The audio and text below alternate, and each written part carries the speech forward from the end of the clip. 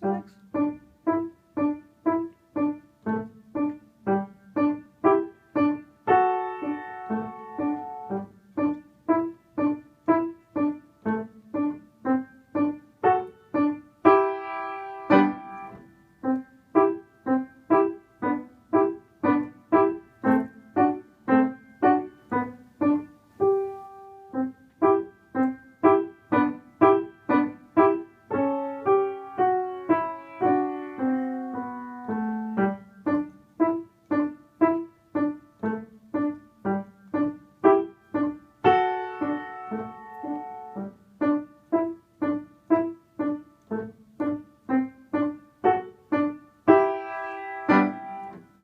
This is very good. And this is telling me, I'm not saying to table this piece, I'm saying you keep playing it and toward memorization, because it's really quite good.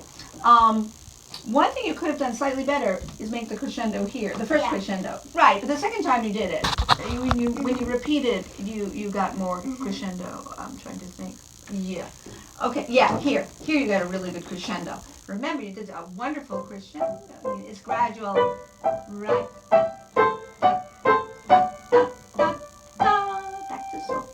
You gotta get soft again to get your crescendo right. This was good. This was nice, and this was nice.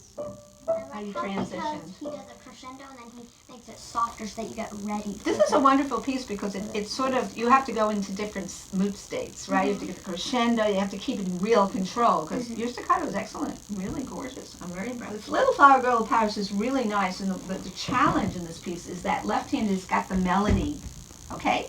You notice the left hand's got the melody and the chords are upstairs, so just to give you an idea, you have to really practice a seamless left. This week I only want you to study, we're not doing the right hand this week. This week on this, I want you to study the melody, which resides in the left hand. And what I want you to do is half the piece. I want you to go to the first ending. See, this is the first ending? Then you go back to the beginning. And then you go to the second ending. This is viola range. Yes. But I think of it as cello line because it's in the bass. My best friend is taught me viola. So whenever you play this, you're not going to do thumpy fingers, right? Because you see big, long legato lines, and if you sing it, you go, die. Am I using consonants or vowels? Consonants. No, consonant would be da, vowels. This one would be vowels. Yeah, right. Now the thing about this is, you could separately, if you have the time, depends on her time frame here. If you have the time, what I would like you to do is, this is separate hands this week. For the first half, you can go rest, 2, 3, rest. Not two hands. I don't want to hear two hands left. You see what I'm doing? Rest. Right? Now this, what does this mean? A whole rest of no right hand, but the left hand will be playing over that. And then rest, 2, 3, 1. You know, it gives you a choice of two chords. Either this, you notice, or this. Notice that? If you look at that first page upstairs, you're either going to have this, rewind. It's called a minor third, by the way. Remember this? This is a major second. Remember major second? Huh? He uses a third here, and he uses a what? That's a major second, is it not? Yes, it is. So you already know. This is theory. By the way, we're doing theory every week. We do tons of theory. That's the best kind woven into your music, right? You have to know how the music is constructed. Now, this piece is in what key, do you think, if you look kind of through the whole piece? Don't be fooled by inserted sharps. This is the deal. If you see nothing up here, what is it telling you? If you see no sharps or flats up here in the beginning, that means that it's got two choices. It could be a C major or a relative minor. A minor. Right. It's obviously not an A minor. Yeah, it comes to rest on C and E. Look at all these chords. Right. Use your ear. Right. But just because he puts this in the second half doesn't mean that he's in another key. He's just going to... Actually, he goes into another key there. Any composer can change keys inside of the piece. Right. I love this part. Isn't that pretty? It's like, one of those Little Flower Girl of Paris. It's very French. So what are you going to do on this piece? You're going to do left hand alone, very legato. Is your thumb going to come in light when you play thumbs? Yeah. Yeah, you're not going to be flat thumbed. And then you're going to do a real staccato, rest. That's fun. See? And then count. Rest, 2, 3, rest. 1, 2, 3, rest. But you'll go slower. I'm asking you to play that tempo. You're going really slow, okay? Yeah. You don't need, when you first learn, everything has to be slow. Where's the spider piece? Oh, right here. That's a great one to record for a Halloween piece. That is actually, kind of feels like C minor because it uses a lot of E flats. You know that?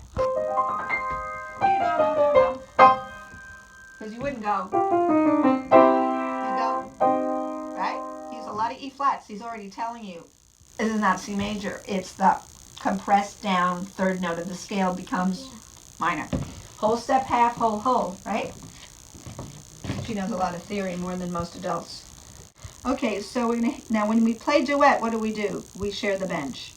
This is called four-hand piano. This is not called two pianos. There's different duets. There's duets for two different pianos that is written by great composers. Yeah, like that three little pigs piece. Yeah. You know, the Sand-Song Carnival of the Animals. Do you ever put that on for her? The Probably. Sand-Song. Do you know it? Well, I think you sent it to The us. Sand-Song Carnival of the Animals? I don't know. I'll send it. Okay, so we have to divide this bench exactly in half so teacher can get. When your mom and you play, you do duets with your mom?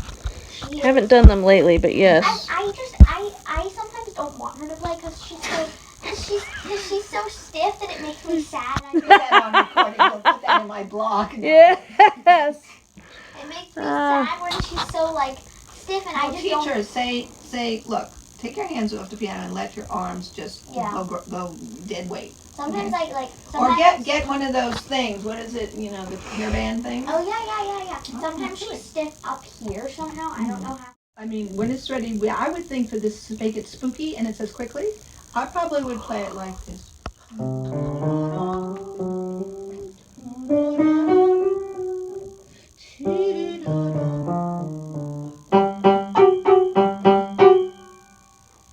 If you're ready for that. If you're not, we do a little slower. Play it a little slower. Yes, we can. Okay. As long as we get the mood, right? We want to get the mood set.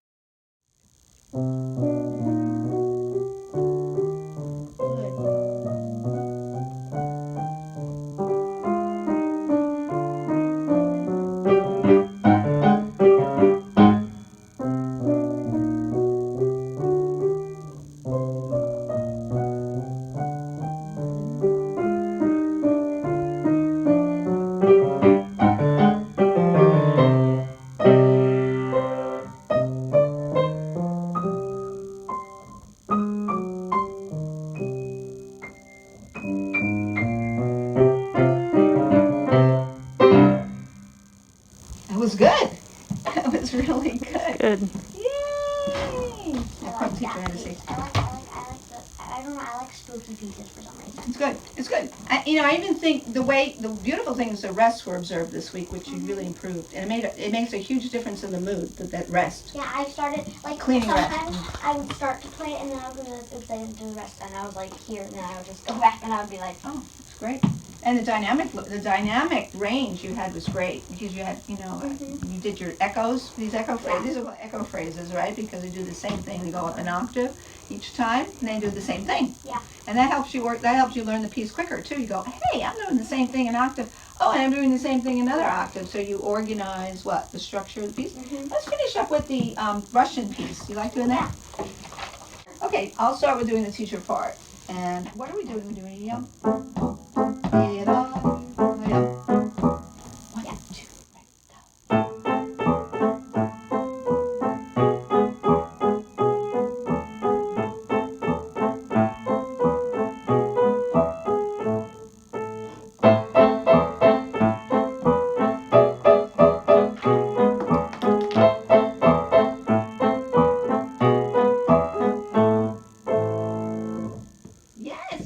Okay, now you're going to do the other part? okay. Yeah, so what tempo do you want to do for slow? Good. Make a nice clean staccato on this. Now here's the thing though, in terms of balancing, who's supposed to be a little bigger? You. The soloist, right, which is upstairs. Yeah, right. And I think I played it kind of big, but that's all right because we had the spirit of it. Okay, so you can do a little bit slower, but you're still going to have a punctuated release, right? Because that gives it the dance, like sailor dance. 1, 2, 3.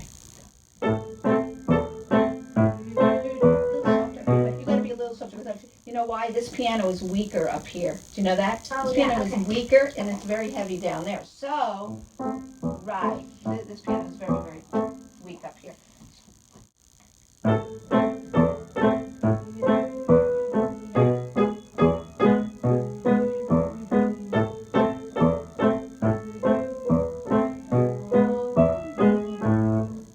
Big.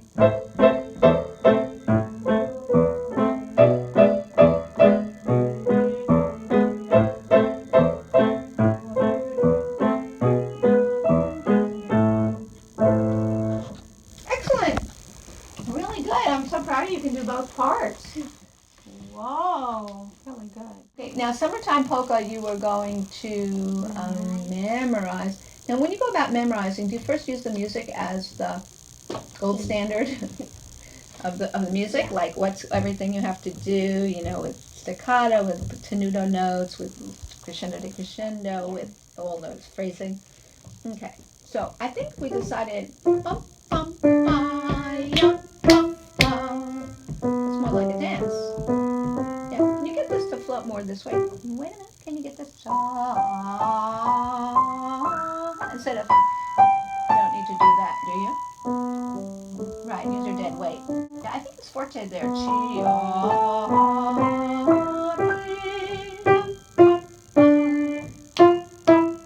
Now here's where we're gonna.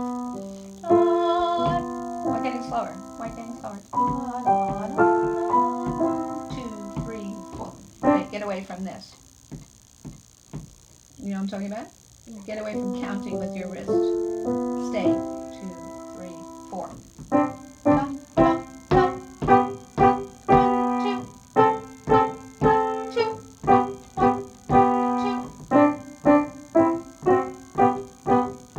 2. Softer. Big.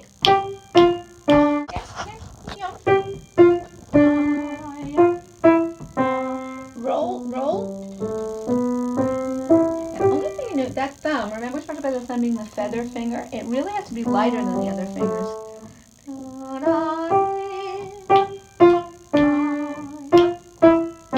Now finish. Yeah, you know, this note can come too soon. You know what? You know what it is? It's not so much the left hand. It's that when you go from a half note to a whole note, and you play it on the violin, you learn from your violin if you take violin, is that if you went from that half note to the whole note, you delay your bow a little to really make it sound like it's swelling out into a whole note. We have to do that on the piano. Yeah. Well, on the piano, we have to do it on the piano in a different way because we don't have a bow.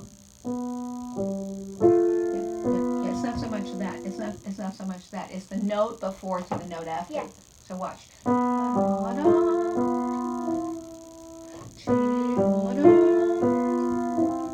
See what I'm doing? Okay, so now let's memorize it. Go ahead.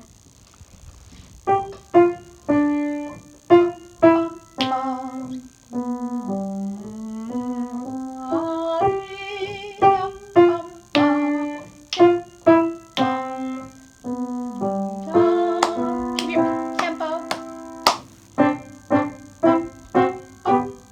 1, 2. 1, 2. 2.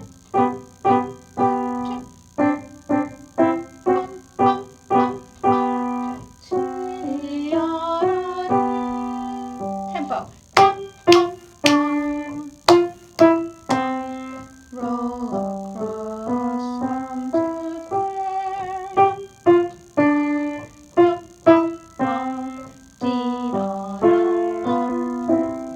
That was pretty good. Remember that last note? It's so hard. That was better. Do you hear the difference between what you did before? Because you kind of, well, we would say we would call that an anticipation. Well, no, it wasn't the left hand that was doing it. It was the right hand that raced in the F to the E. And it could be just a hair breath that can change the phrase.